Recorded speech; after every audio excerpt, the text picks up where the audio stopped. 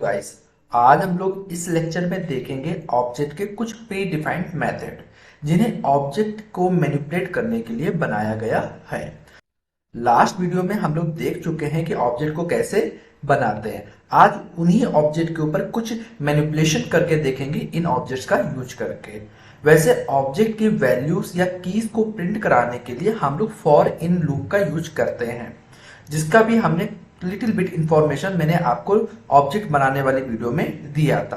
पर इसके अलावा भी फॉर इन लूप और फॉर ऑफ लूप में क्या डिफरेंस होता है उसकी भी वीडियो में बना चुका हूं। आप उसको देखकर भी समझ सकते हैं उनमें क्या डिफरेंस होता है। तो चलिए यहाँ पर देखते हैं जो हमारे ऑब्जेक्ट के जो प्री डिफाइंड मेथड है वो कैसे काम करते हैं। सबसे पहले मैंने जो यहाँ पर मेथड लिया हुआ है वो है ऑब्जेक्ट डॉट कीज। मतलब ऑब्जेक्ट डॉट कीज होता क्या है इसके बारे में कुछ इंफॉर्मेशन मैंने लिखी हुई है, पहले उसको पढ़ लेते हैं। यहाँ पर लिखा हुआ है object dot keys method which is used return an array of given objects on property name, और ब्रैकेट में मैंने लिखा है कीज। मतलब क्या है कि ऑब्जेक्ट डॉट कीज जब आप मेथड यूज करते हैं तो ये ऑब्जेक्ट की कीज को रिटर्न करके देता है। यहाँ पर एक वर्ड और आया है जिसमें लिखा on property names. On property के नेम्स का मतलब है कीज के बारे में यहाँ पर बात करी जा रही है। तो जैसे कि अगर आपको पता हो कीज को प्रिंट कराने का हमारे पास एक तरीका है, तो उस तरीकों को छोड़कर हम लोगों ने ऑब्जेक्ट डॉट कीज को क्यों इंट्रोड्यूस किया, पहले मैं आपको वो बता देता हूं। जैसे एग्जांपल तौर पर मैंने यहाँ पर नीचे एक ऑब्जेक्ट बनाया हुआ है जिसमें की जो है वो हमारी ए है, 10 है एंड एक की है हमारे पास हेलो जी। तो अगर इसको प्रिंट कराना है तो कैसे प्रिंट कराएंगे, तो सिंपल सा फॉर इन लूप का हम लोग यूज कर लेते हैं। तो जल्दी से हम लोग यहाँ पर फॉर इन लूप बना लेते हैं। यहाँ पर डाटा एक वेरिएबल बना लेंगे, फिर इन लगाएंगे, फिर ऑब्जेक्ट का नाम जो कि ऑब्जेक्ट का नाम ही हमारा ऑब्जेक्ट है। अब प्रिंट कराना है तो कंसोल डॉट लॉग एंड फिर जो वेरिएबल जहां पर वैल्यू स्टोर होगी कीज की उसको हम लोग प्रिंट कर लेते हैं। तो जैसे कि आप देखेंगे कंसोल में आपके कीज की जो सारी वैल्यूज थी वो प्रिंट होके आ गई। लेकिन यहां पर एक इशू है, जो कीज हैं वो आपकी एक एक करके एग्जीक्यूट हो रही है, एक एक करके क्या हो रही है, प्रिंट हो रही है। तो अभी क्वेश्चन ऐसा आ सकता है कि मैंने आपसे कहा कि हमें कीज चाहिए बट अभी नहीं चाहिए, उसको स्टोर करके रख लो और बाद में हम उसको यूज करेंगे। मतलब कुछ समय बाद जब हमारा कोड पूरा एग्जीक्यूट हो जाएगा देन हम जाके उसको यूज करेंगे। तो ऐसे केस में आप फॉर इन लूप का यूज नहीं कर सकते। क्यों? क्योंकि फॉर इन लूप जो होता है वो इमीडिएटली आपको रिटर्न करके दे देता है, इमीडिएटली वो आपको प्रिंट करके दे देगा। और वो भी आपको एक अरे में रिटर्न नहीं करता, वो एक एक वैल्यू को प्रिंट करता है।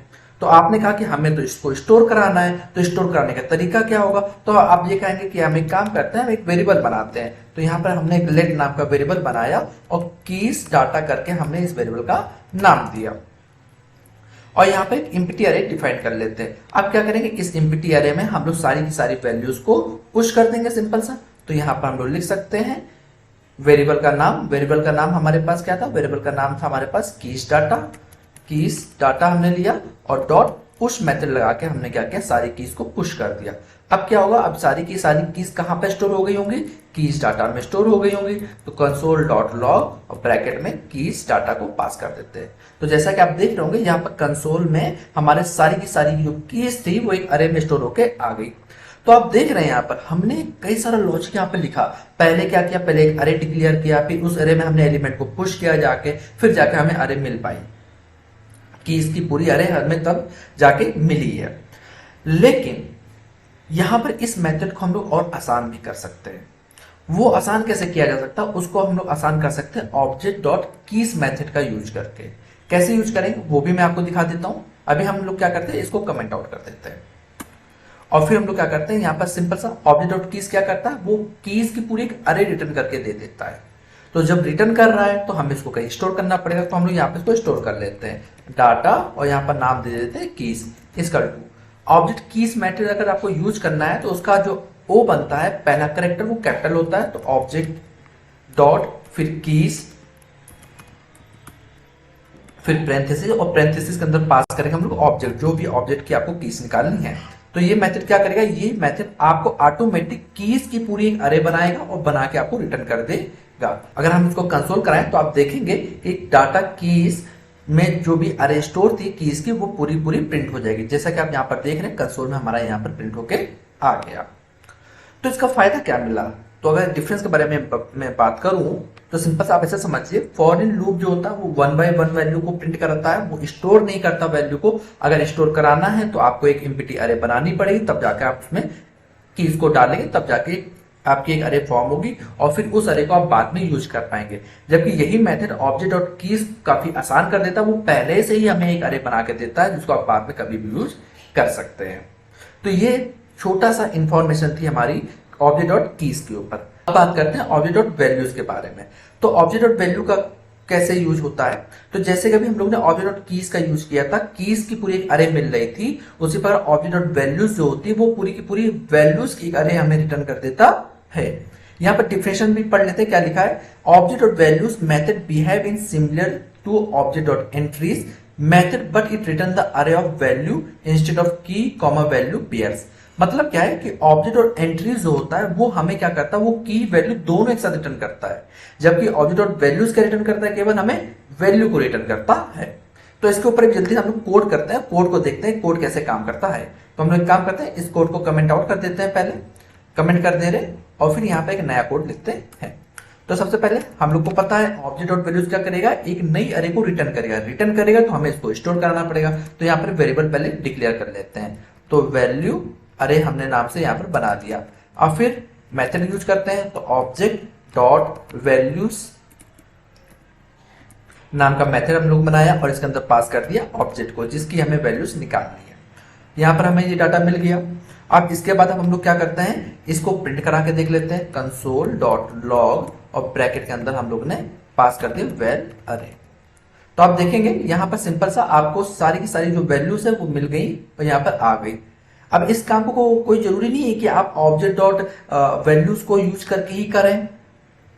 आप चाहें तो ये फॉरेन लूप का बना सकते हैं, फॉरेन लूप यूज कर सकते हैं, कि अरे डिक्लेयर कर सकते हैं, फिर वहां पर जाके आप सारी की सारी वैल्यू को स्टोर कर सकते हैं। बट वो प्रोसेस क्या होता है, वो प्रोसेस थोड़ा इंक्रीज हो जाता है, थोड़ा बढ़ जाता है उसका काम। उसमें कोड जो होता है वो आपको थोड़ा ज्यादा लिखना पड़ता है। तो जैसे जैसे आप प्रैक्टिस करते जाएंगे आपको अपने आप मेथड जो है वो समझ में आने लगेंगे कि यहाँ पर कौन सा मेथड या कौन सी टेक्निक लगाना काफी आसान रहेगा। तो यहाँ पर हम लोग ने ऑब्जेक्ट और वैल्यूज को भी प्रिंट करा के हम लोग ने देख लिया। अब एक केस आता है कि कभी कभी क्या होता है ना, कि ऐसे बोला जा सकता है आपसे कि कीज और वैल्यू दोनों हमें चाहिए, तो क्या करेंगे। तो आप कहेंगे कि एक बार हम लोग काम करते हैं, दो वेरिएबल डिक्लेयर करेंगे, एक डिक्लेयर करेंगे कीज के लिए, एक डिक्लेयर करेंगे वैल्यूज के लिए, और दोनों हमें वैल्यूज क्या हो जाएंगी, कीज और वैल्यू दोनों हमें मिल जाएंगे उस वेरिएबल्स में, और फिर उनको हम लोग यूज कर लेंगे। तो ये प्रोसेस क्या होता है, काफी लेंथी हो जाता है। तो इसको और आसान करने के लिए एक नया टर्म, एक नया मेथड इंक्लूड किया गया जो कीज और वैल्यू दोनों चीजें आपको एक साथ दे रहा होगा। तो वो मेथड का नाम होता है ऑब्जेक्ट डॉट एंट्रीज। ऑब्जेक्ट और एंट्रीज में आपको की भी मिल जाएगी और वैल्यू भी आपको मिल जाएगी। जो की होगी उसी के अलावा आपकी वैल्यू भी लिखी होगी, और वो भी एक पूरी अरे की अरे रिटर्न करता है।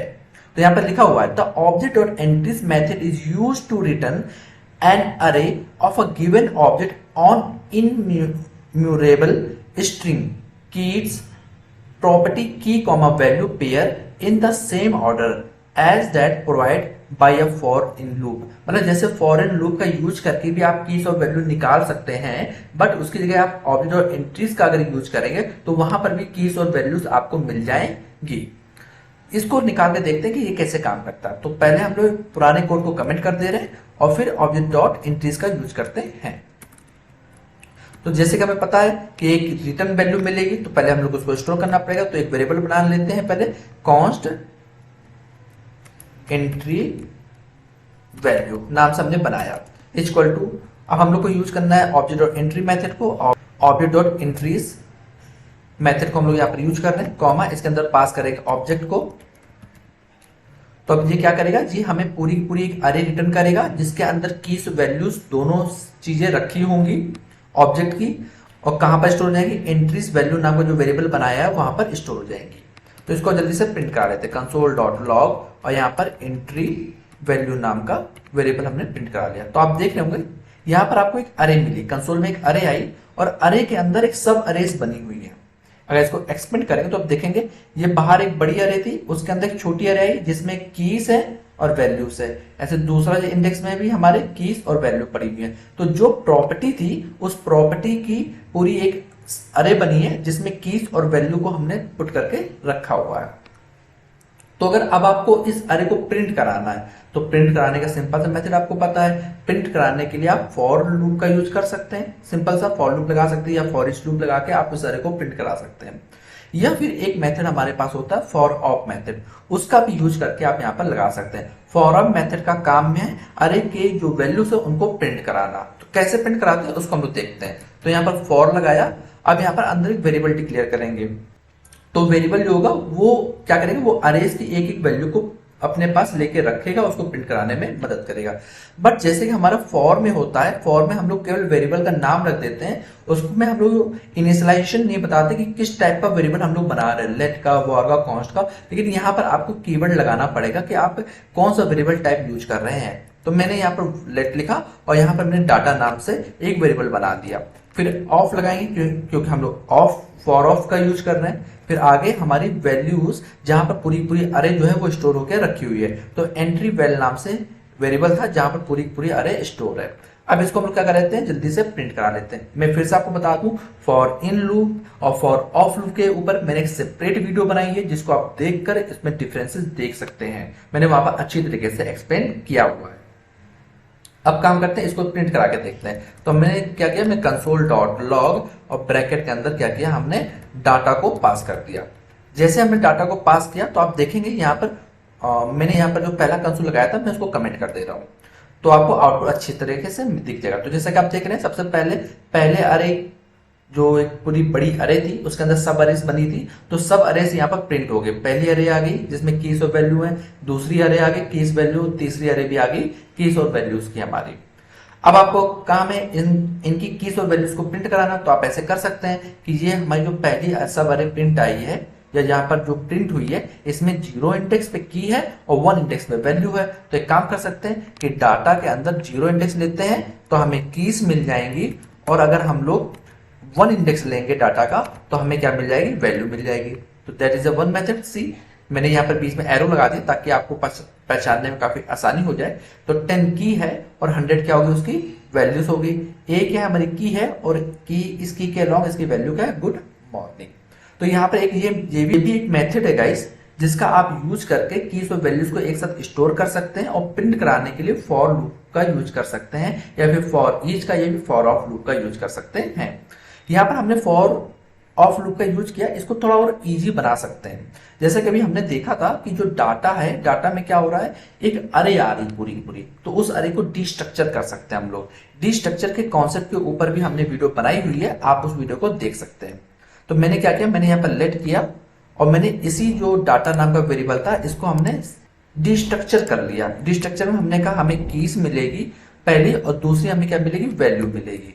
तो हमने यहाँ पर ऐसे लिख लिया, फिर ऑफ, और हमारा जो वेरिएबल था उस वेरिएबल को उठाते हैं और वेरिएबल को यहाँ पर पुट कर लेते हैं। मतलब क्या, फॉर ऑफ लूप हम लोग फिर से बना रहे हैं और यहाँ पर कमेंट कर देते हैं ऊपर वाले फॉर ऑफ को, और यहाँ पर कंसोल कराते हैं। कंसोल डॉट लॉग ब्रैकेट के अंदर हमारी सबसे पहले आएगी कीज, और फिर हम लोग वही एरो बना लेते हैं ताकि थोड़ा आसान हो जाए हमारे लिए काम, और फिर यहाँ पर हम लोग पुट कर देते हैं वैल्यू को।